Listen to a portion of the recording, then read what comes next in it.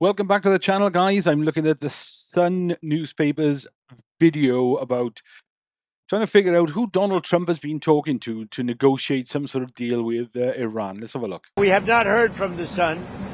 Every once in a while you'll see a statement made, but we haven't. We don't know if he's living. That's a bit of a strange one, isn't it? Because they, up until now, they've known exactly where everybody is. All the top guys, all the leaders, they've known where they all are, and they take them out. And yet this guy, apparently they don't know where he is. So my guess is he's either dead or well, that would be my guess. He's probably already dead, but the Iran government are pretending that he's a new Ayatollah.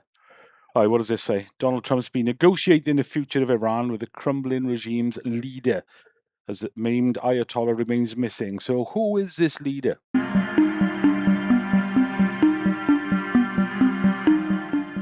We have numerous leader groups. They've all been killed. Very dangerous position. Khomeini was killed. Khomeini's son is unavailable. Nobody knows what happened to him. I can say they haven't seen him there either. Something is going on with him, but regardless, I don't consider him really the leader. But they do have some leaders left because we blew up group number 1, group number 2, a lot of group number 3. But we think we have people that are very representative of the country and will do a good job in representing. Well, if that's the case, they must be very powerful people with a lot of clout. Otherwise, you wouldn't bother dealing with them, would you? They must be people that are possibly about to take over, or at some point, if there's a regime change, they're going to take charge of the country. Because if they haven't got any clout, what deals are you trying to do with them? For the president of the United States to be dealing with somebody, he's got to be an important figure with a lot of clout.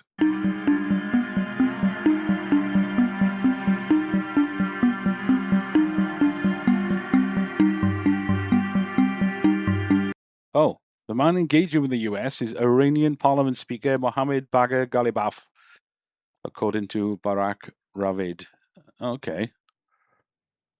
Israeli officials have said this. All right. Why doesn't the Americans say it? And I would guess the Americans are not saying who it is because they don't want the Iranians to go and kill him.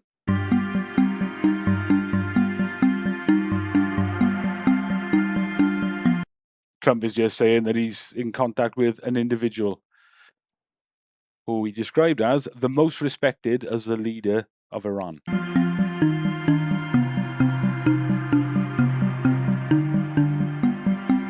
But he pointed out that the negotiator was not the current supreme leader of the Islamic. What about the Strait of Hormuz? Who's going to be in control of that? That'll be opened very soon if this works. How soon? And who's in control of it? Will Iran still be able to control the flow of oil? Be jointly controlled. By who? Maybe me. Maybe me. You want the United States to be in Me control and the Ayatollah, whoever the Ayatollah is, whoever the next Ayatollah. Look, and there'll also be a form of a very serious form of a regime change. Now, in all fairness, everybody's been killed from the regime. They're really starting off. There's automatically a regime change. But we're dealing with some people that I find to be very reasonable, very solid. The people within know who they are. They're very respected. And maybe one of them will be exactly what we're looking for. Look at Venezuela, how well that's working out. We are doing so well in Venezuela with oil and with the relationship between the president-elect and us.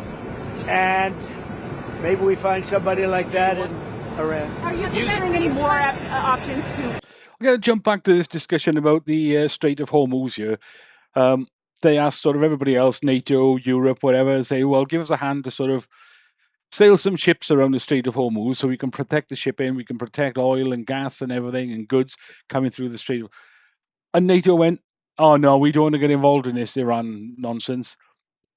That blows my mind. That is absolutely crazy. The fact that they're not getting involved with the Iran nonsense. They're protecting shipping coming through there, which is beneficial to most of the world. So to turn that down and say we're having no part of this, I think is absurd. All right, our leader, if you can call him a leader, he's not by any means a leader. Keir Starmer, what a weak guy! What an absolutely weak guy. He shouldn't be prime minister. He just doesn't have the mental strength to be able to lead a country and make the correct decisions. This is nonsense. Iran, people complain about, oh, well, you shouldn't do this to Iran, you shouldn't do that to Iran. They had to be stopped eventually. There's no question about that. They had to be stopped. So when? Should have been done years ago, as far as I'm concerned. But I mean, if not now, then when? If it gets to that point where they actually get nuclear weapons, how do you then stop them? You can't, because they'll use their nuclear weapons, which means everybody else would have to fire them back. So that's most of the Middle East countries getting affected by nuclear radiation fallout. So they had to be taken out before they got nuclear weapons. Also, they've been a threat to practically everybody for donkey's years and been allowed to get away with it. So they really did have to be stopped. They're the worst promoters of terrorism on the planet. Lower the price of oil while these talks. The price of oil will drop like a rock as soon as a deal is done. I guess it already is today. No, we have a very serious chance of making a deal. That doesn't guarantee anything. I'm not guaranteeing anything. I'm not going to come out here in a week or 2 weeks and have you all say, oh, you said. I didn't say anything. All I'm saying is we are in the throes of a real possibility of making a deal. And I think if I were a betting man, I'd bet for it. But again, I'm not guaranteeing anything. They want to make a deal very badly. We're looking for all of the things that we've been talking about. We want to see no nuclear bomb, no nuclear weapon, not even close to it, low key on the missiles. We want to see peace in the Middle East. We want the nuclear dust. We're going to want that. And I think we're going to get that. We've agreed to that. Yeah, we've agreed to that. You want the enriched uranium before you can end this. And we want no enrichment, but we also want the enriched uranium. If this happens, it's a great start for Iran to build itself back, and it's everything that we want. And it's also great for Israel, and it's great for the other Middle Eastern countries, Saudi Arabia, UAE, Qatar, all of them, Kuwait and Bahrain in particular. So it's great for all of them. A lot of these countries didn't have a problem with Iran. I wouldn't say necessarily they were friends, but they certainly weren't enemies. But it shows the sort of evil country that Iran is, that what they've done now, because they're getting attacked by an aggressor, you can call it.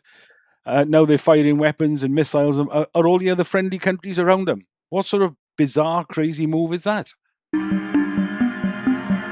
To me, that proves the point that it proves the point that why it had to be done.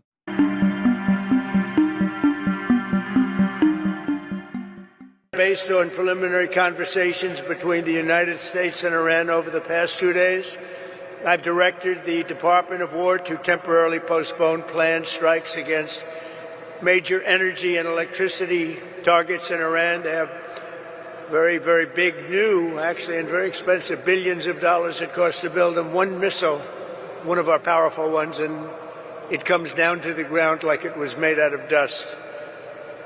But to determine whether a broader agreement can be reached, we've had very good discussions, very, very good discussions. And you have to understand, I know my whole life has been a negotiation, but with Iran, we've been negotiating for a long time. And this time, they mean business. And it's only because of the great job that our military did is the reason they mean business. They want to settle, and we're going to get it done, I hope. So there we go. It's the end of that, guys. That was from the Sun newspaper's video feed on YouTube.